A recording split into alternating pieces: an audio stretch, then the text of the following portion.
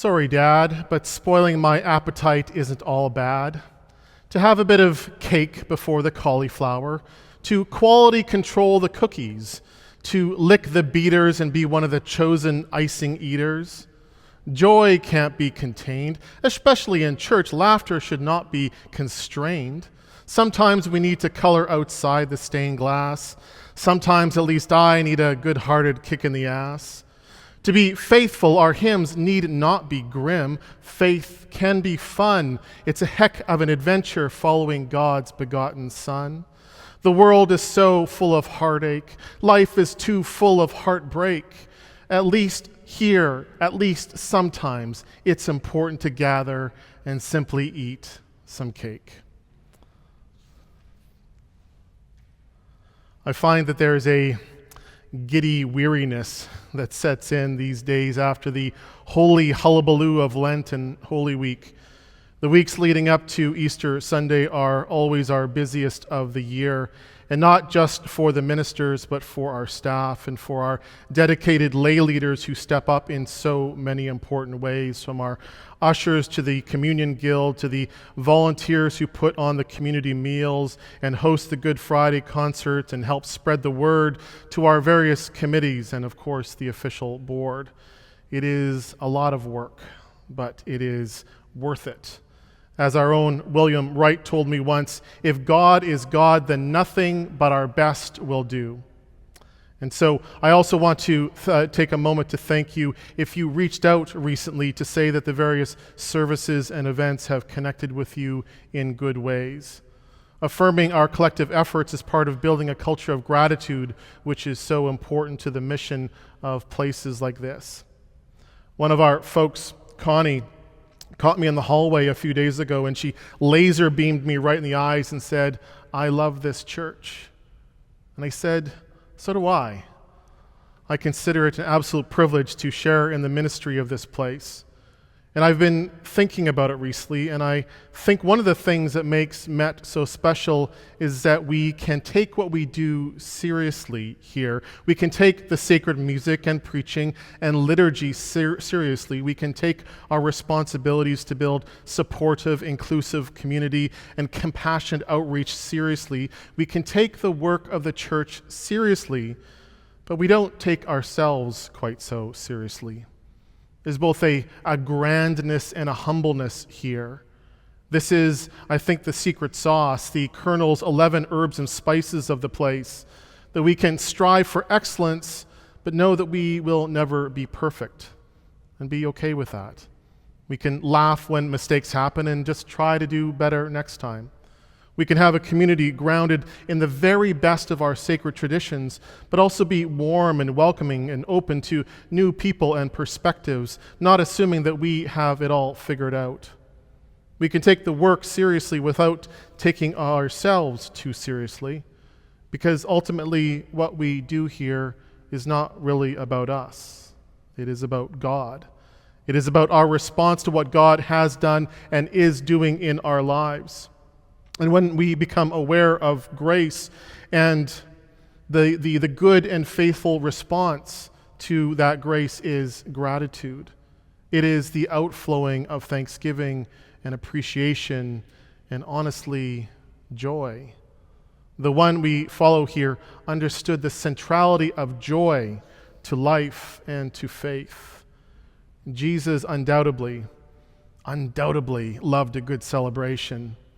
His very first miracle was at a wedding reception, turning water into wine because he wanted to keep the good times flowing. In arguably his most famous parable, Jesus tells us that the overjoyed father threw a rager of a party for his prodigal son. We are going to have a feast, a celebration, the father declares, because this son of mine was dead and has come back to life. He was lost and is found. Despite religious and social conventions of the time, Jesus ate on the Sabbath and dined with sinners and saints alike. He was known through his table fellowship. Indeed, in Luke's gospel, right before the text we read today, is the well-known Road to Emmaus story in which Jesus appears to two of his disciples, and they walk and they talk with him, but they don't recognize that their mysterious companion is the risen Christ. It is only after they stop for a meal and Jesus breaks bread with them that they understand who he is.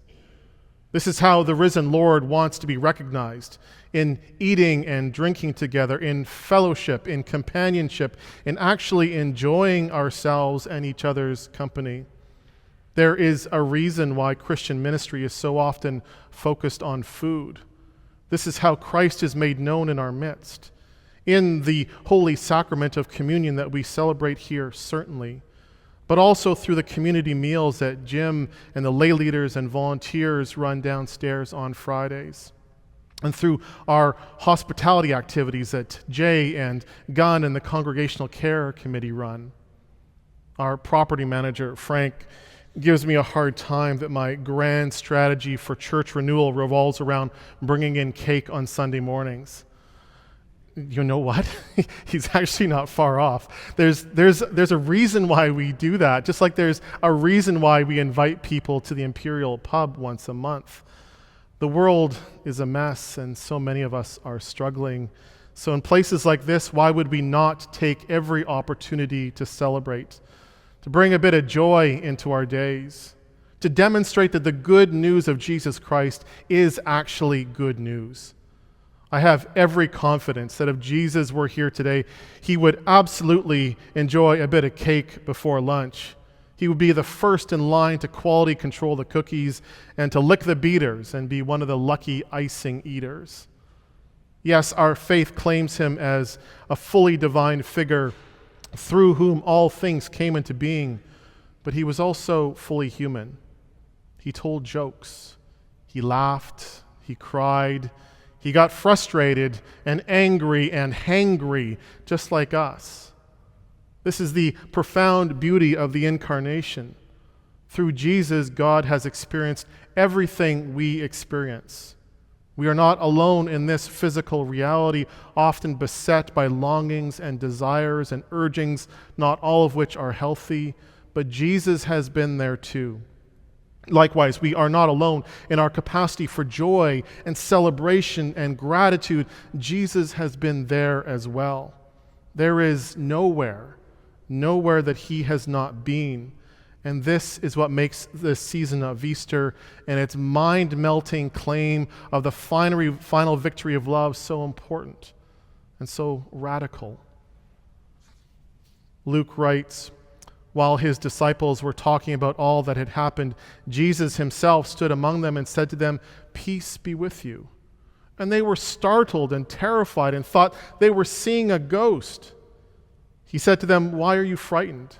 And why do doubts arise in your hearts? Look at my hands and my feet and see that it is I myself. Touch and see, for a ghost does not have flesh and bones as you see that I have."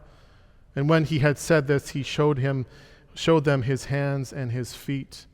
While in their joy they were disbelieving and still wondering, he said to them, "Have you anything here to eat?" They gave him a piece of broiled fish, and he took it, and he ate it in their presence. As it says on the cover of your bulletin, resurrection is a laugh freed forever and ever. Our gospel text says that the risen Lord, the living heart of God, is revealed by having a snack with his friends. Resurrection is a claim so ridiculously far outside our modern secular frame of reference that it is laughable. The world may say that only a fool would believe it, but that's kind of the point. In these days defined by commodification of everything and reactionary rage to everything, faith requires an increasingly uncommon capacity for playfulness. We can't take ourselves too seriously, especially those parts of ourselves that feel the need to label everything and try to put mystery into boxes of our own making. I have absolutely zero interest in debating what literally, factually happened that morning of the third day so long ago when the women found the tomb empty. At this point in my journey with Jesus, I honestly find debates on the physical versus spiritual versus metaphorical interpretations of resurrection really boring. All I know and all I really care about is that what happened that morning changed the world. It radically changed the lives of those first disciples, and it has fundamentally changed my life for the better. Whatever happened that morning and has come to me through our songs and stories and traditions and living a countercultural life of faith has made my life so much richer and deeper, so much more hopeful and joyful. And I hope this is true for you. I want this to be true for you because you are a beloved child of God and you deserve to encounter joy, and we all need to know hope. This is what makes what we do here in places like this in the Church of Jesus Christ so very important. In the 1960s, Pierre Burton caused quite a stir amidst mainline Christianity with his book, The Comfortable Pew, in which he argued that church had become too much like a social club. In his blistering critique, he said the church was full of status seekers and respectability hunters, of the deadwood who enjoy the club atmosphere, of the ecclesiastical hangers-on and the comfort searchers. That very well may have been true then, but I am entirely convinced that the time of the comfortable pew is over, at least here. And I say this not just because of the email traffic I've been getting about the lack of seat cushions for the pews. We're going to order some. They're going to come. I say this given the crumbling state of Christendom and how our current hyper-secularized society views the church. I know that you are not here for social status. In fact, I know that many of you feel the need to be closeted about your faith for fear of judgment. The people that are here, you and me, online and in person, have made a conscious, faithful choice to be here. Some of us have taken a risk to be here, but we have taken that risk because it is worth it. Our lives are better for it, and through us, the life of the world is better for it. I love this church, but it is not my church. It is not your church. It is the Church of Jesus Christ. And especially in this season of Easter, we are reminded that we have the beautiful responsibility to participate to the best of our abilities in His work of resurrection love, a divine love so deep and so vast and so profound that it brings hope in the midst of despair and joy into our places of sorrow. Jesus revealed Himself in the breaking of bread and the pouring of wine. He built community with people of different races and in different places of life. He loved a good party. And so as His followers, it is good and authentic and faithful to the Christian life to celebrate the blessings that God has poured into our lives with gratitude and thanksgiving. It is good and authentic and faithful to the Christian life to sing and to dance and to laugh together. And yes, from time to time, it is good and authentic and faithful to the Christian life to eat cake together. Even before lunch, it is very good every time we eat cake together.